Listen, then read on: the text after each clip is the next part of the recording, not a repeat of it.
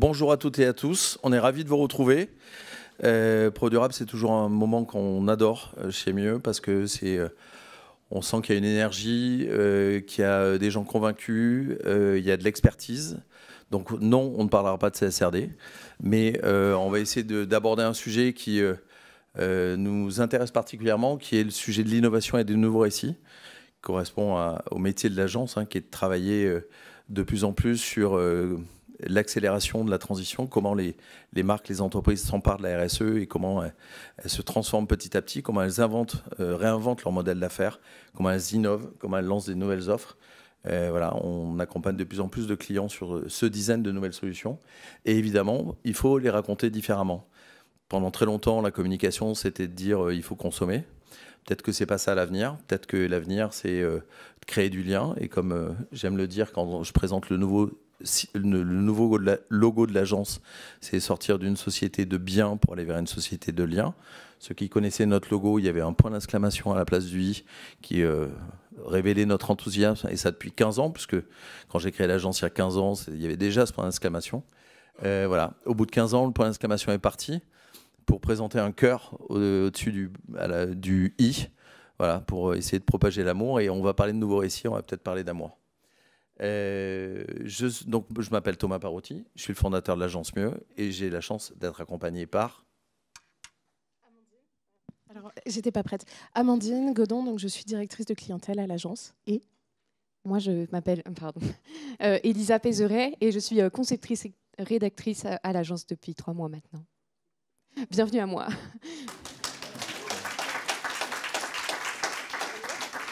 C'est parti ? Ouais, et par ailleurs, Elisa fait un peu de stand-up, donc demain soir, c'est avec peut-être le Greenwashing Comedy Club. Hein, il faut faire la publicité, il y a du monde. Voilà. Donc demain soir à l'Académie du Climat, si vous aimez l'humour, vous pouvez aller à son spectacle. Et si vous aimez l'humour, ce soir à 17h, je prends énormément de risques, je vais sûrement me planter, mais il y a le premier spectacle humoristique de ProDurable sur le greenwashing façon Burger Quiz. Voilà, je vous invite à venir, surtout à me soutenir, à dire que c'est super, etc. Mais là, on attaque une conférence, comme d'habitude, on ne fait pas des conférences sur notre business avec un témoignage, etc. On fait une conférence sur un moment de réflexion, sur un des signaux faibles qu'on a pu identifier. C'est pour ça qu'aujourd'hui, on parle d'innovation et de récit. Demain, on parlera d'entreprise régénérative. Et donc, c'est parti. Pour les slides, il était une fois. Alors, moi, je vais commencer à raconter cette histoire avec une conférence, ou plutôt l'inverse. Ce sera une conférence avec des histoires dedans. Et pour raconter ces histoires, je vous demande d'accueillir chaleureusement Ellie. Voilà, c'est Ellie. Bienvenue à elle.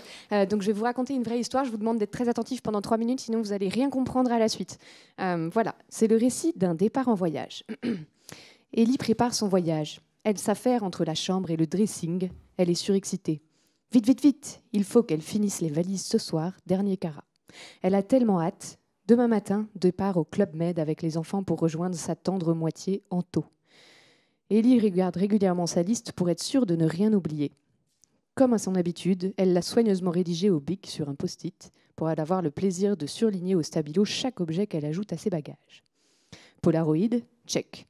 Boule caisse, check. Kleenex, check. Klaxon, quoi ?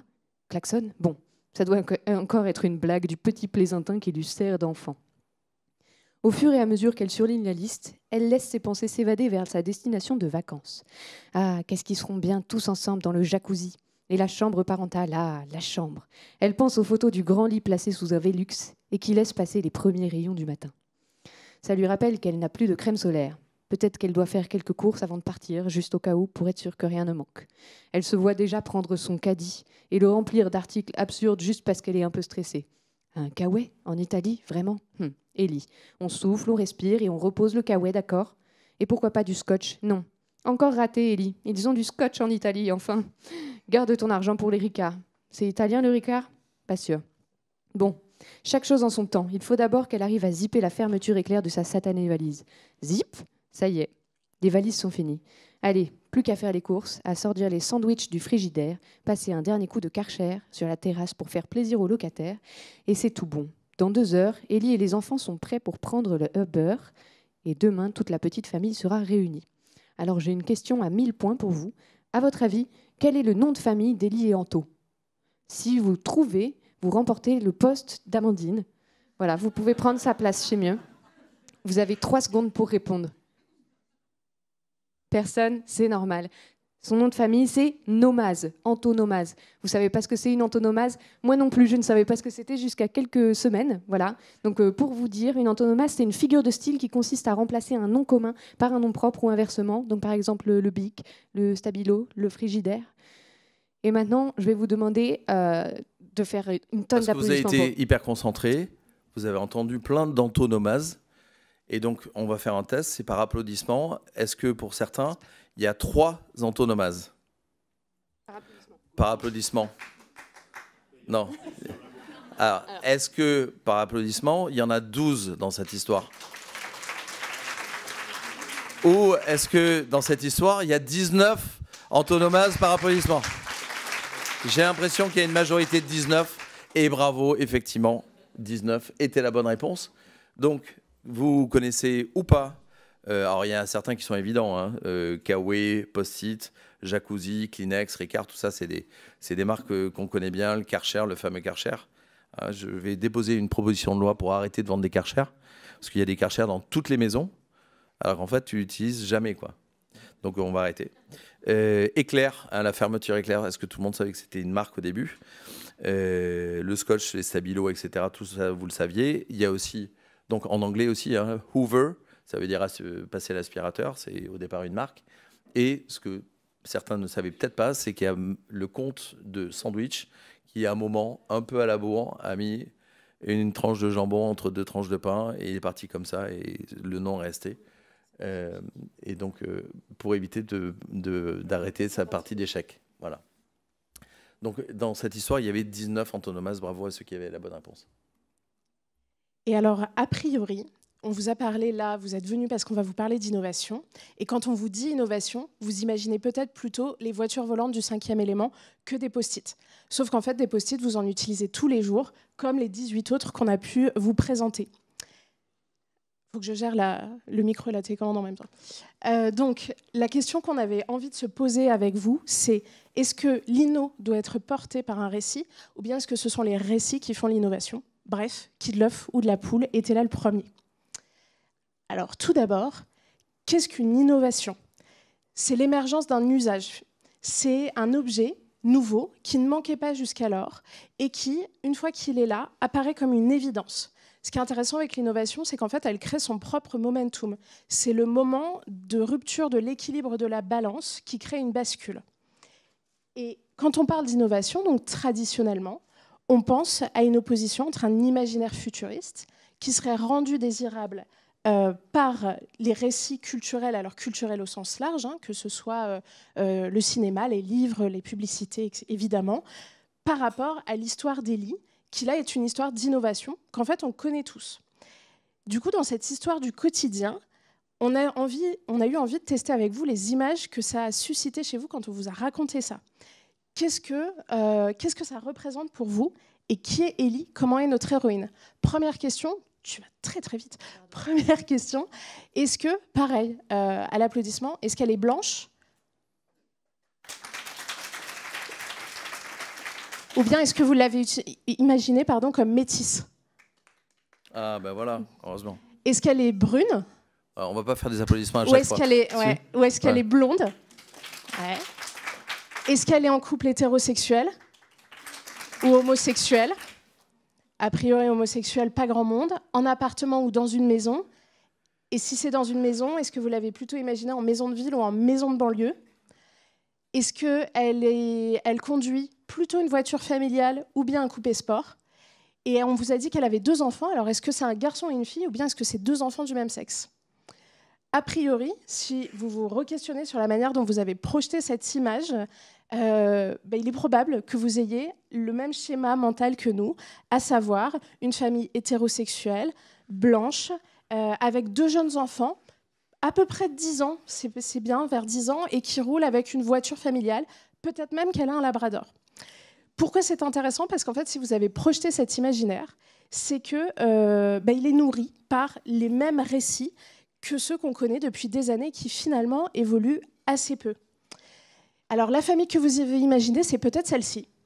Famille Coca-Cola. Là, c'est la famille Coca-Cola incarnée par Betty Draper. Betty Draper, qui est la femme du publicitaire Don Draper dans Mad Men. Et ce qui nous intéresse là, c'est qu'en fait, nos imaginaires, ils sont aussi popularisés par notre cadre de référence culturelle. Et donc, dans Mad Men, on a ce volet à la fois pop culture qui, en inception, nous met la série, mais aussi l'objet publicitaire. Et tout ça, c'est un héritage post-Seconde Guerre mondiale. En fait, nos imaginaires se fondent sur des récits qui correspondent à une période d'abondance après la privation de la Seconde Guerre mondiale. C'est aussi l'époque de la mondialisation culturelle, c'est l'époque des GI, c'est l'époque des chewing-gums, du rock'n'roll et évidemment du coca. Et cet imaginaire-là, il a ancré dans nos esprits un biais qui est celui de l'abondance et aussi du cool.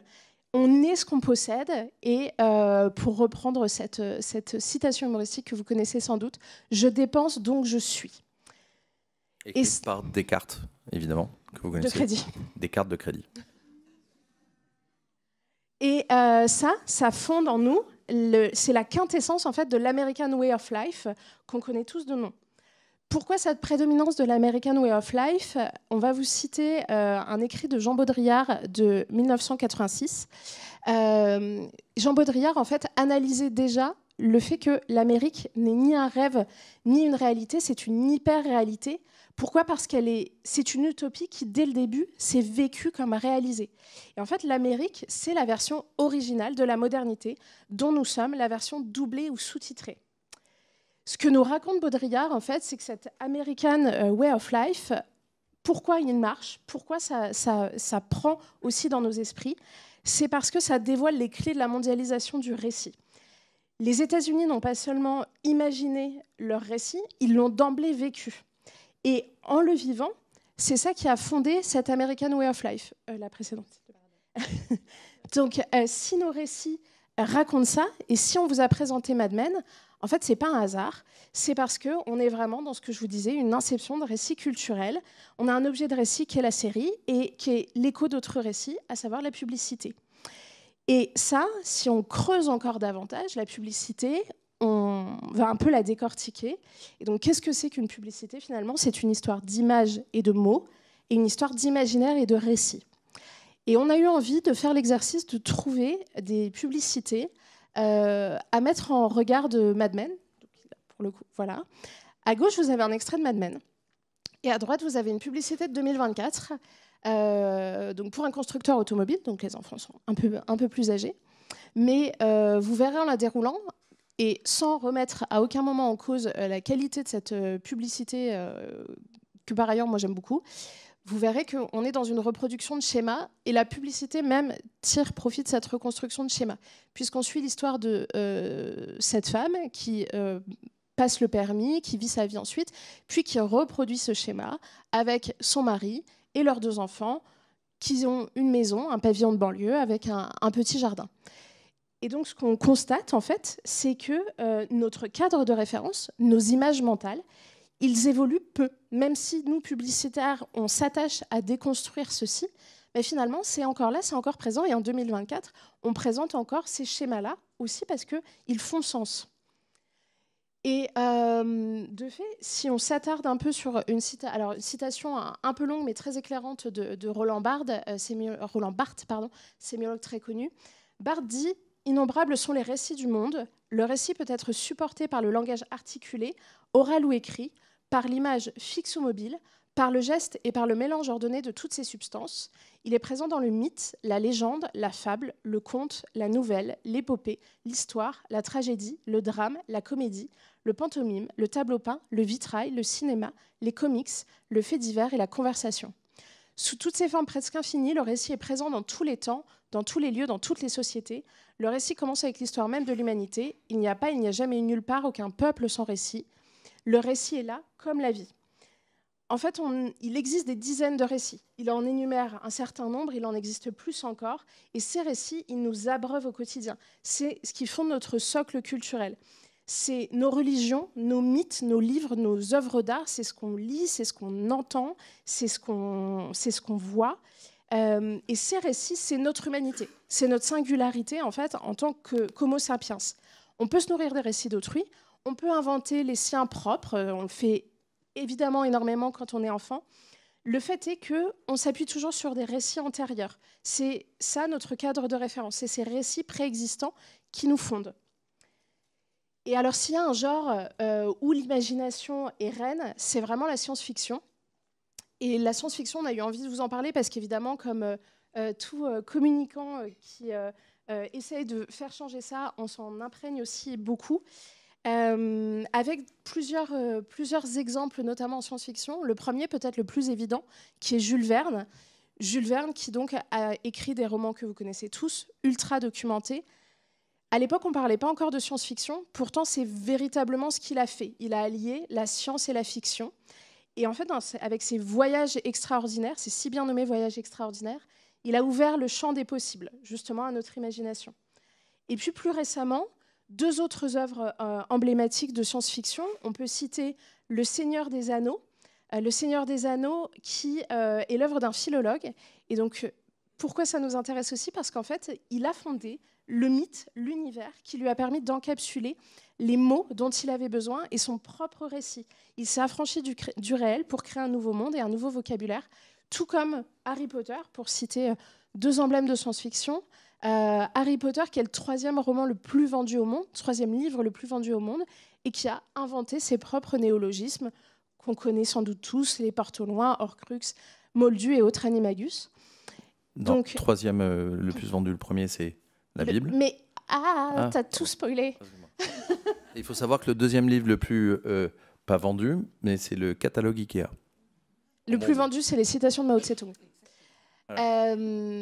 Donc, pour reprendre le livre le plus vendu du monde, pour nous, le point de départ, c'est que en fait, tout commence par un mot. C'est le mot qui est le vecteur du récit. Et donc, pour citer la Bible, au commencement était le verbe.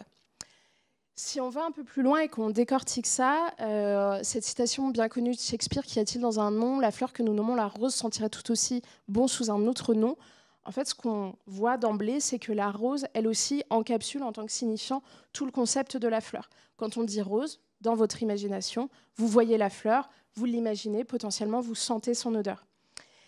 Et à ce titre, les antonomases font aussi ce travail-là, puisqu'ils sont le parfait exemple en fait, de la convergence du récit, et là, en l'occurrence, de l'innovation. On ne dit plus avertisseur sonore, on dit klaxon. Le mot véhicule l'image mentale, et la marque supplante l'usage. Le mot a une puissance transformative. Et donc maintenant, si on s'interroge un peu plus avant sur des applications pratiques récentes, quels récits ont eu un effet transformatif au sein de la société ces dernières années? Alors on va rappeler Élie qui va nous permettre de découvrir 5 récits sources d'innovation qui vont de la création de services au nouveau business model, avec évidemment des nouvelles lois et des évolutions sociétales en général. Alors, d'abord, on va commencer par l'histoire de la transparence qui fait bouger les lignes. Élie se rappelle encore du scandale de la vache folle ou encore des chevaux dans les lasagnes Findus. Ça lui donne des frissons à l'idée d'en avoir mangé. Après, il y a eu les perturbateurs endocriniens. C'est peut-être le pire, celui-là, parce que c'est le plus dur à éviter.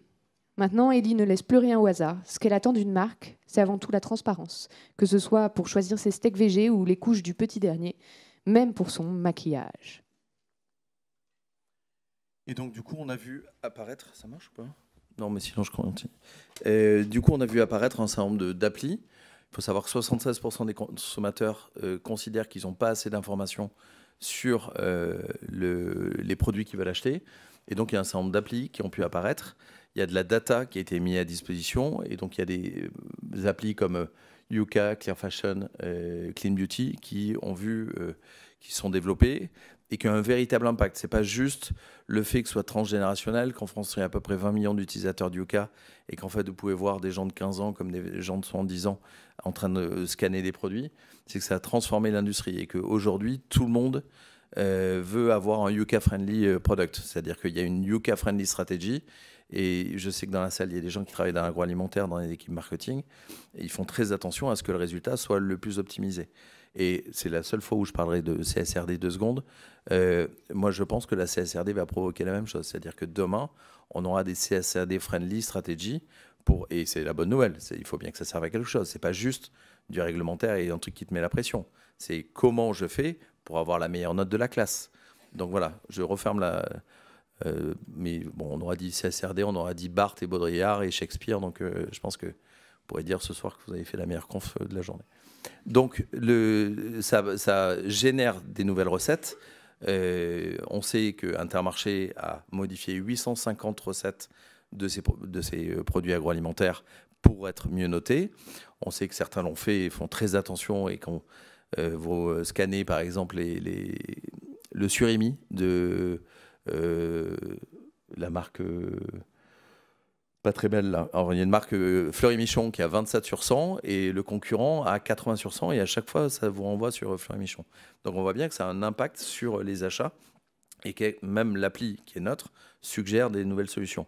Voilà, donc ça a généré des nouveaux produits, ça a généré des nouveaux services qui permettent aux consommateurs de mieux choisir, parce que ça tombe bien, c'est ses attentes, il veut plus de transparence, et donc il peut avoir plein d'informations sur ces applis et faire évoluer. Et donc ça va être vrai dans tous les secteurs. Ça s'est surtout vu pour l'instant dans l'agroalimentaire, mais dans les autres secteurs, c'est en train d'arriver. Le mouvement anti-gaspi qui grandit. Un jour, ils annonçaient au JT qu'on renversait de la javel sur les invendus encore consommables et pourtant jetés à la poubelle, parfois cadenassés. La honte, en fait. Élie n'en revient toujours pas qu'on puisse manquer à ce point d'humanité. Heureusement, depuis, il y a des lois qui sont passées. Même elle a inventé ses propres lois à la maison. Si les assiettes ne sont pas terminées, tout le monde est prié de dégainer son tupperware en verre. Et pourtant, 10 millions de tonnes de nourriture sont jetées chaque année. Quel gâchis! Donc là, le récit, c'est la lutte contre l'anti-gaspillage. Derrière, il y a des solutions, certaines que vous connaissez, comme Too Good To Go, des offres de paniers zéro gaspi qui sont disponibles parce qu'il faut les changer. Il y a cette fameuse campagne des légumes moches d'Intermarché qui avait été lancée il y a 5-7 ans. Pour info, elle était présente que dans 3 magasins. Donc, elle avait eu un grand prix stratégie, mais on peut quand même questionner le sérieux de cette démarche-là. Après, la bonne nouvelle, c'est qu'elle s'est étendue dans d'autres magasins, qu'il y a aujourd'hui des soupes qui sont fabriquées à partir de légumes non calibrés. Voilà, donc il y a une montée en puissance de tous ces sujets-là. Too Good To Go, aujourd'hui, 8 ans après la création, cette année, ça a été 53 millions de repas qui ont été évités d'être mis à la poubelle. Dans la production agricole, et c'est quand même assez dingue, un tiers de ce qu'on produit va être jeté. Hein. Donc quand un agriculteur, que ce soit en France, en Guadeloupe, en métropole, en Guadeloupe, en Afrique, s'il produit 3 kilos, il y a quand même 1 kilo qui va être jeté, ce qui est quand même assez dingue.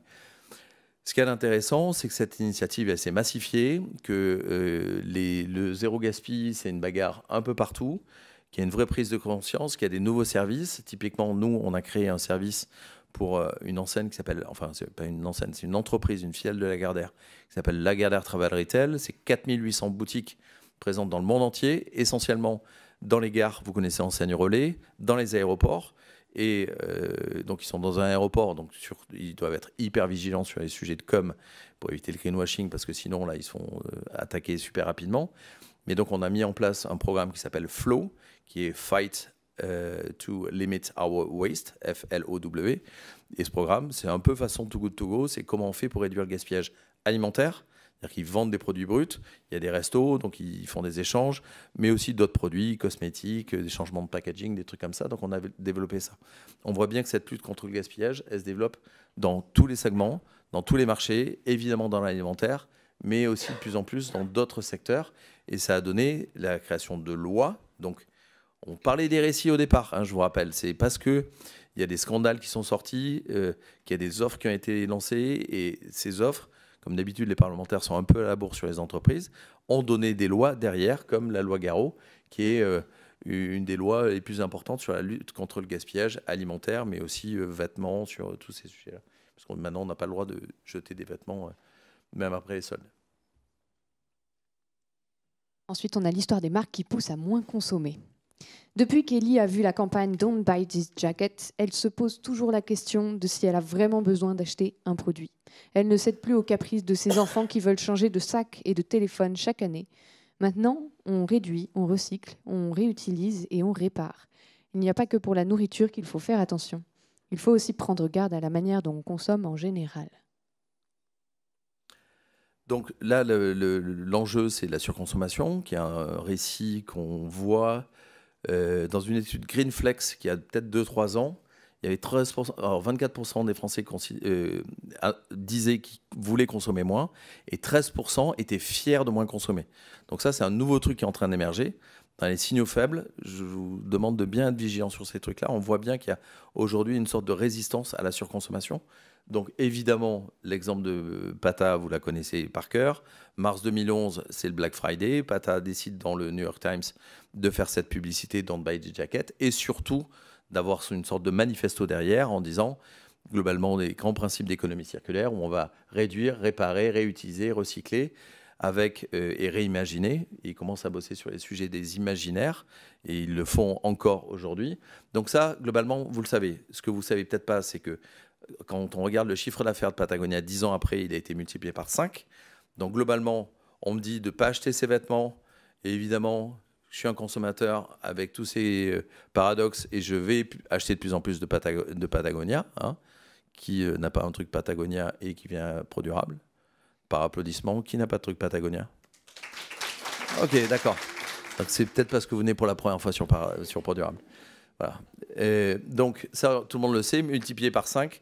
Évidemment, ce que vous savez aussi, c'est que Yvon Chouinard, qui est un nom bien français, qui est au départ un mec qui faisait de l'escalade et qui commençait à fabriquer ses petits produits, il a créé 1% pour la planète bien avant. Aujourd'hui, association massive qui récolte beaucoup d'argent pour toutes les associations. Il y a plein de produits qui le sont. Ça peut être un produit, ça peut être toute l'entreprise. Par exemple, il y a Gobi, qui est une marque de gourde que vous connaissez, qui d'ailleurs, en plus, Florence est présente au conseil d'administration. Voilà, 1% pour la planète, c'est une association qu'il faut vraiment regarder. Donc tout ça, cette dimension générosité, vous la connaissez. Ce que vous savez aussi, c'est qu'Yvon Chouinard a transmis la propriété de son entreprise à un fonds qui s'appelle Mother Nature. Donc aujourd'hui, tous les bénéfices qui sont faits par Patagonia quand vous achetez une casquette à 59 €, hein, vous pourriez acheter à 2 € chez Primark quand même. Et alors, vous achetez une casquette Patagonia à 59 €. Du coup, ça génère des bénéfices qui sont, de façon 1% pour la planète, réinvestis un peu partout. Voilà. Et là, il y a un documentaire qui a été complètement sponsorisé par Patagonia sur l'Anthropocène qui a été présenté il n'y a pas très longtemps. Donc, voilà, ils sont vraiment... Hein, Shitropocène, pardon, excusez-moi. Je ne l'ai pas encore regardé. Mais par applaudissement, qu'il a déjà regardé. Ah, très bien. Le par applaudissement, ça marche vachement bien. On devrait le faire chaque année. Heureusement qu'on a recruté une stand-upeuse. Voilà. Donc, cette marque est intéressante. Évidemment, en France, il y a des entreprises qui sont aussi engagées, qui ont déjà transmis les clés de leur entreprise, par exemple Léa Nature, qui a transmis aussi à une fondation et dont les bénéfices sont investis sur la préservation de la planète. Donc voilà, on voit bien que le sujet du renoncement va être un sujet majeur qu'il va falloir tous traiter. Donc la question, quelle que soit votre entreprise, c'est qu'est-ce que vous arrêtez de faire? Patagonia a dit on répare, on arrête de vendre, ok. Mais on voit bien que les entreprises qui arrêtent de vendre des produits gagnent du chiffre d'affaires. Je vais vous donner 2-3 exemples. Biocop, exemple connu, 2017, on arrête de vendre des bouteilles d'eau, ils perdent 3% de clients, ils gagnent 15% de clients. Moi, mon grand-père était commerçant, hein, ma grand-mère aussi. Ils vendaient, et donc ils considéraient qu'ils mettaient plus de produits, ils avaient plus de clients. En fait, on arrête de vendre un produit, une bouteille d'eau, et les gens vont chez Biocop parce qu'ils vendent plus de bouteilles d'eau. C'est quand même super contre-intuitif. Voilà. Et en fait, on s'aperçoit que c'est pareil partout. Il y a une entreprise qui a décidé d'arrêter de financer des achats de véhicules thermiques, une banque australienne qui s'appelle Bank Australia, qui est une banque coopérative. Ils ont gagné des clients depuis qu'ils ont arrêté de financer l'achat de véhicules thermiques. Nous, on a la chance de travailler avec une entreprise qui s'appelle Nexans, qui fait des câbles électriques, souterrains, sous-marins et dans les murs. Il y a eu une rationalisation, un nombre de clients. Ils avaient 13 000 clients, ils sont passés à 4 000 clients, ils ont réduit le nombre de produits. Et en fait, cette entreprise, elle est en forte croissance, elle est plus rentable qu'avant.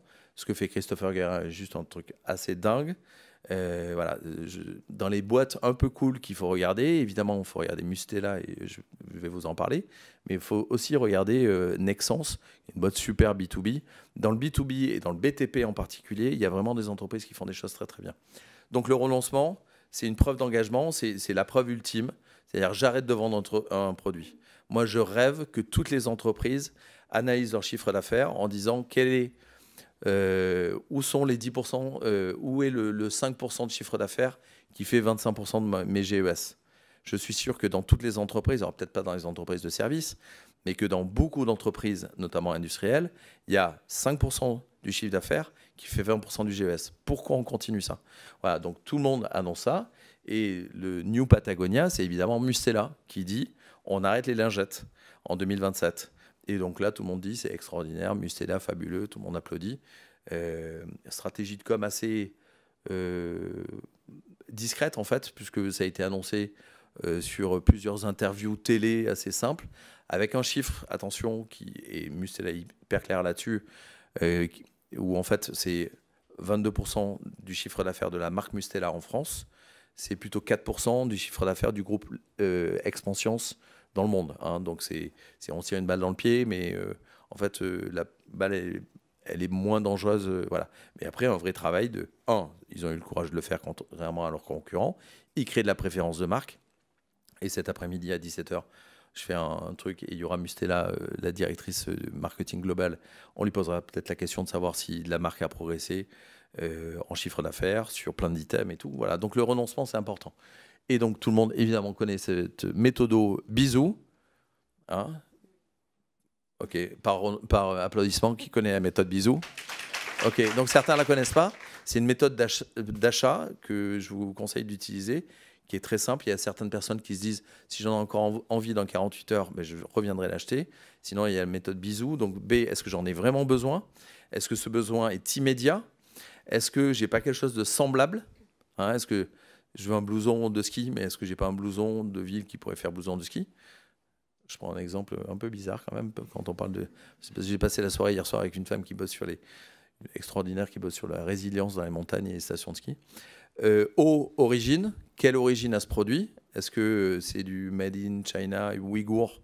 Est-ce que c'est un produit made in France? Et est-ce que c'est utile? Évidemment. Est-ce que c'est pas totalement futile? Donc la méthode bisou, qui est une méthode assez grand public, hein, que vous pouvez utiliser, c'est pas vraiment du marketing, mais il faut savoir que votre produit il peut passer au filtre de cette méthode-là, et donc important de donner ces raisons. Voilà. Ensuite, il y a l'histoire du moment où l'avion c'est devenu un peu la honte. Ellie adore Greta Thunberg. J'ai pas le bon accent. Greta Thunberg. Elle est géniale, cette gosse. Mais à cause d'elle, elle se demande si elle a bien raison de partir à l'autre bout du monde. Est-ce que finalement, partir à la bourboule, c'est pas tout aussi cool? Enfin, c'est sympa l'avion, hein, mais c'est devenu un peu la honte ces derniers temps. À part pour ceux qui pensent que la seule alternative, c'est le char à voile, évidemment. Et donc là, en fait, on voit bien qu'il y a le flexcam, qui est donc l'expression suédoise de honte de prendre l'avion, qui a été inventé, qui a été généralisé par Greta Thunberg et par, évidemment, qui a été massifié par d'autres personnes très engagées et activistes.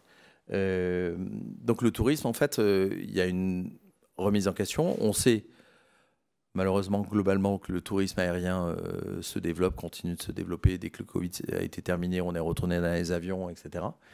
On sait que il va y avoir une croissance forte. L'aviation nous promet, mais c'est déjà démenti par les experts, qu'il y aura un avion décarboné en 2035 avec de l'hydrogène. Donc tout ça, on sait que c'est du pipeau.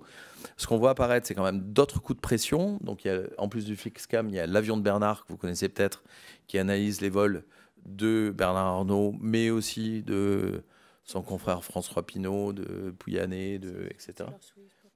Et voilà, et donc à ma droite, vous avez compris, j'ai la reine de la pop culture qui dit que Taylor Swift et Kim Kardashian. Ne me demandez pas une photo de Kim Kardashian, je ne sais pas à quoi elle ressemble, mais j'entends souvent parler. Mais oui, non. Par applaudissement, qui ne connaît pas Kim Kardashian? Non, ça ne veut plus rien dire, mon truc, on arrête. Donc, tout ça pour dire qu'il y a une honte de prendre l'avion. Qu'est-ce que ça veut dire pour nous qui sommes dans une autre trajectoire que des utilisateurs?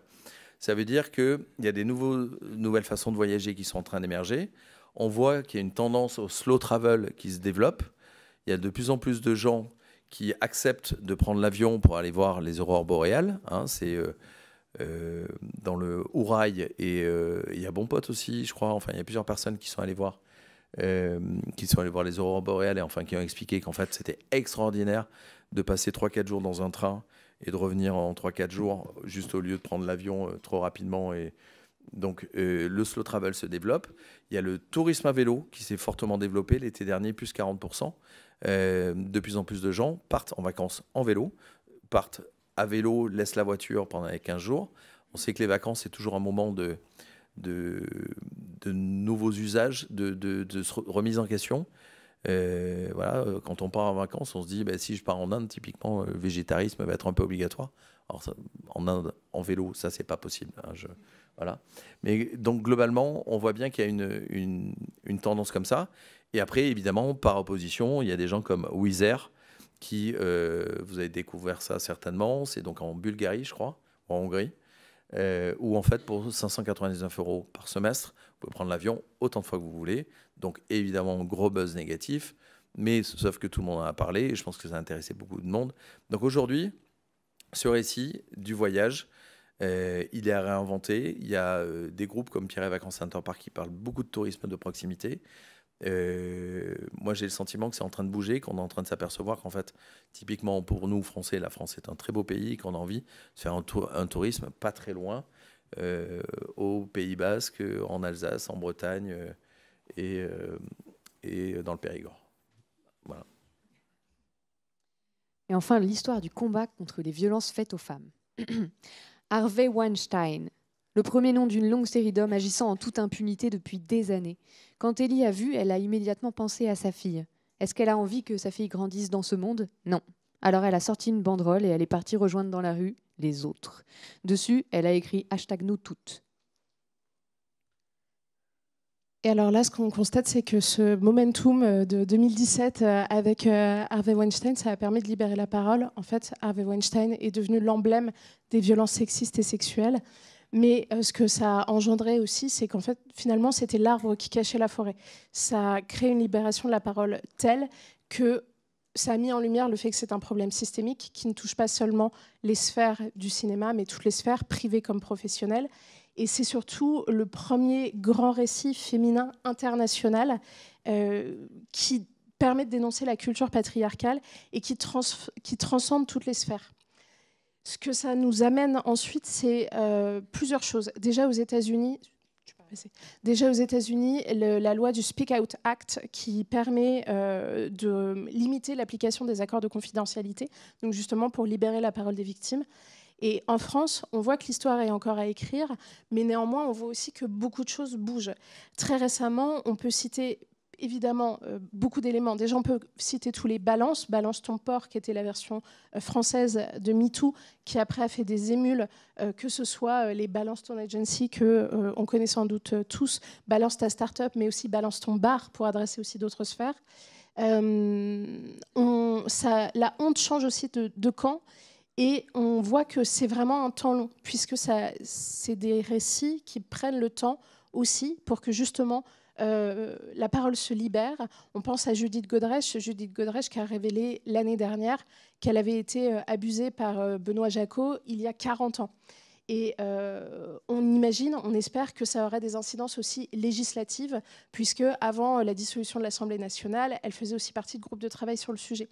On peut évidemment aussi parler des révélations sur l'abbé Pierre, qui sont connues depuis les années 50.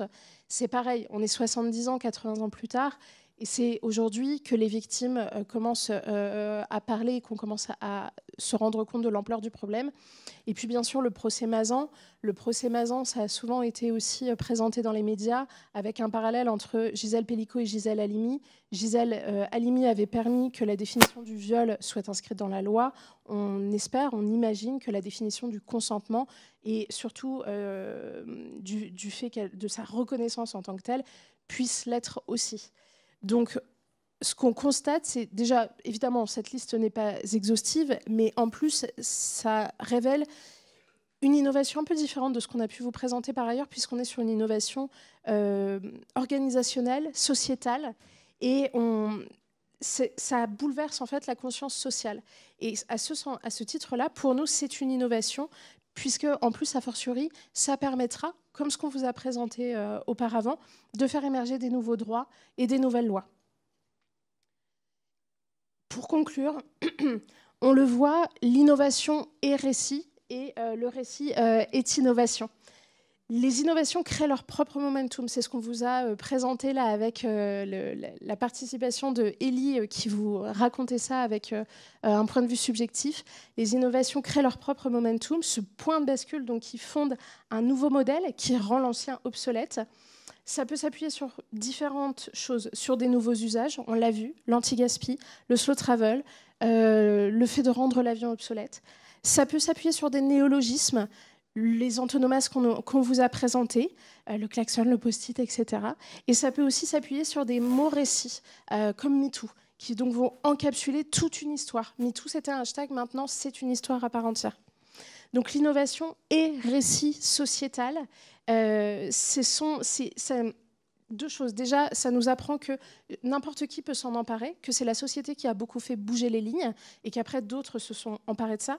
Mais ça nous apprend aussi que ces récits innovants, ces innovations racontées, elles nous montrent en fait l'évidence d'un récit simple par rapport à une innovation complexe à appréhender comme à raconter.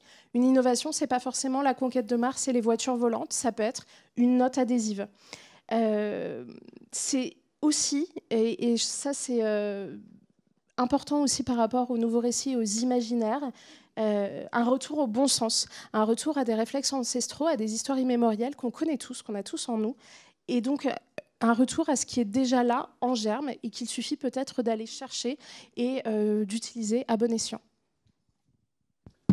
Voilà, et pour conclure, en fait, chez Mieux, c'est ce qu'on essaie de faire, c'est-à-dire qu'on travaille sur l'innovation, on travaille sur des nouveaux récits. En fait, les deux se mélangent, c'est une sorte d'économie circulaire des idées qu'on essaie de mettre en place. Ce qu'on sait, et c'est ce qu'on voulait partager avec vous, c'est qu'il faut définitivement changer de société. Aujourd'hui, on est en train de dépasser la 7e limite planétaire, vous avez vu, avec l'acidification des océans. Donc ça veut dire que 6 sont bien attaqués, la 7e est en train de passer.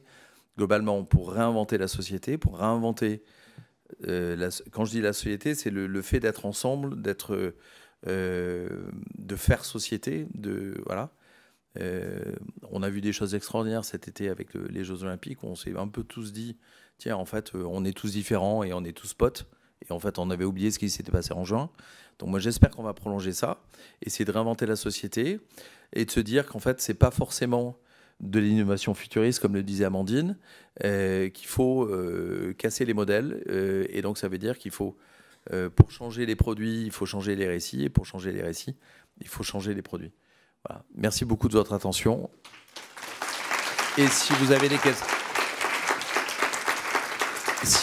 questions, évidemment, on est disponible. Est-ce que certains veulent poser des questions? Ouais. Voilà, le plus fidèle, il est là chaque année. Ouais. Justement, c'est parce que je suis infidèle, je sais que vous êtes très créatif. Est-ce qu'en interne, vous vous êtes imaginé justement des nouveaux récits? Si c'est le cas, sur quelle thématique? Et c'est quoi justement cette nouvelle réalité que vous avez pu créer? J'ai la même question. Ouais. Est-ce que vous avez fait la fresque des nouveaux récits? Oui, on a fait la fresque des nouveaux récits en séminaire il y a 1 an ou 2, qu'on trouve bien, vachement accessible. Voilà. Alors on a au sein de l'agence, parce que par exemple, typiquement les nouveaux récits internes d'une entreprise, la culture de l'entreprise fait partie de nos réflexions. Et donc dans les nouveaux récits, ce qu'on fait, et Simon qui est là peut en témoigner, c'est qu'on a 4 directions de clientèle, on a 3 filles et un garçon. Et donc, on a dit que le féminin l'emportait. Et donc, quand on parle des directrices de clientèle, Simon en fait partie. Voilà, on a décidé. Donc, Simon, quand il est tout seul, il est directeur. Mais quand il est avec les autres directrices de clientèle, il est directrice de clientèle. Donc, ça, c'est un exemple. Après, évidemment, le plus important, c'est sur nos clients. Il y a plein de façons de faire. Globalement, ce qu'on sait, c'est parce que là, on n'a pas parlé du comment aujourd'hui. On était vraiment sur ces 2 sujets, innovation, nouveaux récits. Pour faire un petit topo, parce qu'en plus, il s'avère que j'ai la chance de participer à la CEC des nouveaux imaginaires. Donc, on travaille là-dessus. L'idée, il faut casser les modèles. C'est-à-dire, globalement, la strate de com qui nous est demandée, est-ce que vous pouvez me storyteller ma strate RSE? La réponse qu'on fait tout le temps, c'est stratégie éditoriale. On fait un manifeste, on fait un film avec de la belle musique classique qui dit que la RSE est dans l'ADN depuis la création de la boîte. Et on présente des preuves, des chiffres, etc. Stratégie éditoriale sur LinkedIn. On change les pages. Ça, globalement, c'est un métier qu'on fait depuis, j'ai envie de dire, 15 ans. Aujourd'hui, il faut casser ces modèles-là. Il faut s'incruster dans les émissions de télé. Il faut s'incruster dans les vacances des gens. On a la chance de travailler avec PhotoWeb, qui s'est bien fait retourner le cerveau par la CEC de Rhône-Alpes, où leur métier aujourd'hui, c'est de participer à la création de souvenirs. C'est-à-dire qu'ils ont changé le logo, ils ont changé la signature. Et en fait, ils ne font pas que imprimer des photos sur papier. Leur métier, c'est vraiment de maximiser les souvenirs que vous pourrez avoir. Donc, on a créé des comptes cet été où en fait, il y a un petit garçon et une petite fille. Donc là, c'est genré, hein, mais c'est un garçon-fille, Mathis et Rose, qui ont plein d'aventures. Et ces aventures, ce qu'elles ont d'intéressant, c'est que donc, les comptes durent 10 minutes. Il y a une intrigue, il y a une... Voilà. Mais à l'intérieur, on fait ce qu'on appelle de la pédagogie clandestine. C'est-à-dire que, par exemple, Mathis et Rose, quand ils sont en train de se balader dans la forêt, à un moment, ils vont ramasser un bout de plastique qui est par terre, ils vont continuer l'histoire. Ça n'impacte pas l'intrigue. À un moment, ils vont boire de l'eau dans une gourde, etc. Mais on essaie de changer les comportements. Donc ça, c'est une façon de faire des nouveaux récits. Je regarde...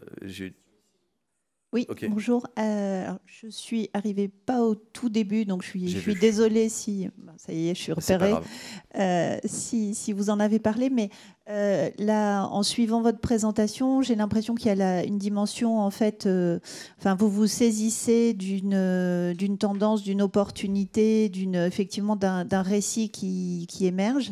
Et je voulais... Et des opportunités d'innovation que ça peut créer. Mais est-ce que votre rôle, c'est aussi de produire tout à fait en amont des nouveaux récits qui peuvent faire changer des comportements? Excellente question. Oui, tout à fait. C'est-à-dire qu'il y a des marques qui s'emparent de combats, alors qui s'emparent de combats qui existent déjà, ou après des marques qui mettent des sujets sur la table. 2 exemples. Les VSS, donc les violences sexistes et sexuelles. Il y a par exemple Yves Saint Laurent Beauté qui en parle très fréquemment avec une campagne qui s'appelle Abuse is not love. Et le groupe L'Oréal en général est extrêmement investi sur ces sujets, évidemment, d'empouvoirment féminin, comme on dit maintenant. Donc ça, c'est un exemple. Après, il y a d'autres exemples qui est, par exemple, le sujet du végétarisme, qui n'est pas du tout un sujet. Même dans notre communauté de la RSE, aujourd'hui, il y a peut-être 5% ou 10% des gens qui sont végétariens. Je rappelle juste que la terre est utilisée, donc les terres émergées est utilisée par l'humain à 1% pour sa vie, pour ses villes, pour ses stades de foot, etc. Et à 30% pour l'alimentation carnée. Donc on surutilise. Le sujet du végétarisme, personne ne pose la question. C'est un sujet totalement tabou. Greenpeace US ne veut pas en parler. C'est pour ça que Paul Watson est parti. Enfin, plein de trucs comme ça. Et donc, il y a des marques qui ont mis les pieds dans le tapis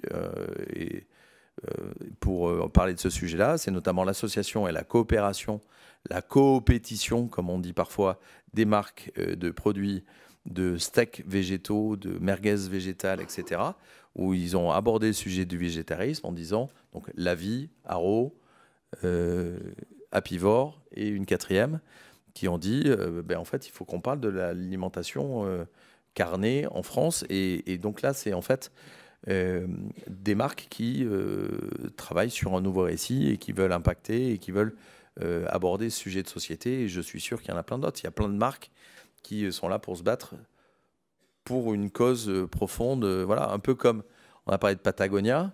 Aujourd'hui, perso, parfois je trouve qu'ils vont un peu loin en disant que we make business to save the planet. Hein, c'est un truc un peu comme ça qui est écrit sous logo Patagonia dans plein de boutiques. Voilà, il faut... Oui, les marques doivent créer des nouveaux récits, doivent mettre des sujets sur la table pour qu'on puisse en débattre en société, et elles sont bien placées pour le faire. Mademoiselle, Simon.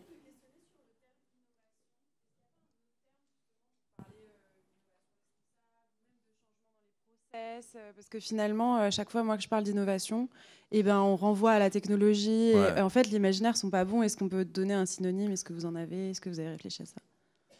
Je suis totalement d'accord. Alors nous, on parle parfois de design de nouvelles solutions, design de nouvelles offres durables, résilientes. Après, il y a par exemple la low-tech ou toutes les low innovations. Mais c'est vrai que le mot d'innovation, il est surutilisé. Hein. Moi, je déteste ce mot-là depuis 20 ans. J'ai vu des lancements en grande conso de style « Maintenant, le paquet de pâtes, vous pouvez le refermer ». Donc le truc, c'est l'innovation de l'année en rayon pâtes et spaghettis. Donc tout le monde parle d'innovation. Quelle est l'entreprise qui n'innove pas? C'est impossible, c'est interdit. Donc oui, il faut changer le mot. Et peut-être que c'est dans les nouveaux mots de la RSE. Je ne sais pas si vous connaissez ce bouquin qui est sorti par des artistes sur comment on a besoin de mots qui n'existent pas. Voilà. Par exemple, moi, je me fais souvent encoufarder. C'est-à-dire, je me fais encourager et en même temps, on me refile le fardeau. C'est-à-dire, mes potes qui ne s'intéressent pas trop à la RSE, ils m'encouragent, ils me disent c'est vachement bien. Par contre, ils ne foutent rien. Donc, ils m'encoufardent. Donc, il y a un bouquin qui est sorti avec une centaine de mots. Il y a l'humilité. L'humilité, c'est... il y a privilège. On en parle ce soir à 17h. On va parler des nouveaux mots. Donc, oui, je vous propose que l'an prochain, on fasse une conférence sur comment parler d'innovation. Vraiment. OK. Merci beaucoup à tous. On est au stand qui est pile en face, qui est donc à 7 étages, qui est pile en face de la salle à Vannes, qui est la grande salle. L'actualité de mieux, c'est bon, éventuellement, nouvelle identité, nouveau site internet. À 17h, donc j'essaie de faire un spectacle humoristique, mais ça devrait être sympa, on devrait se marrer, on devrait pleurer, on devrait rire. Demain, comme tous les matins à 9h, il y a un tour du salon en 45 minutes, on court un peu, mais je vais faire le tour avec les incontournables et les nouveautés. Et à 10h30, une conférence sur l'entreprise régénérative, coup de com' au coup de génie. Merci beaucoup de votre attention. Bon salon, à très bientôt.